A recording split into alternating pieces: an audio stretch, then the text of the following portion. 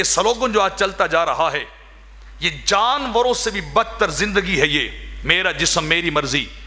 یہ تو ڈور ڈنگر کا بھی نعرہ نہیں ہو سکتا کہ میرا جسم میری مرضی. یہ تو کھوتے گھوڑے کا بھی نہیں ہو سکتا.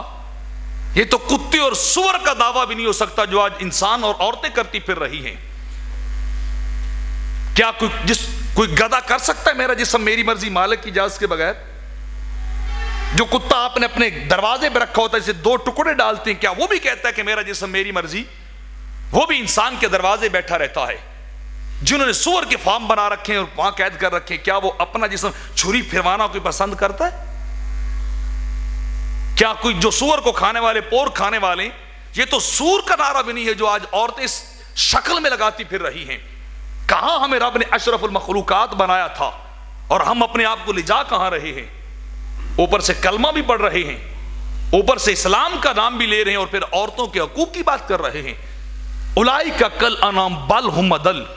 رب کہتا ہے یہ ڈھور ڈنگروں سے بھی گئے گزرے لوگ ہیں جو ہدایت کو قبول نہیں کرتے، جو راہ راست پہ نہیں چلتے ہیں. یہ تو جانوروں سے بھی بدتر ترین زندگی ہے، میرا جسم میری مرضی.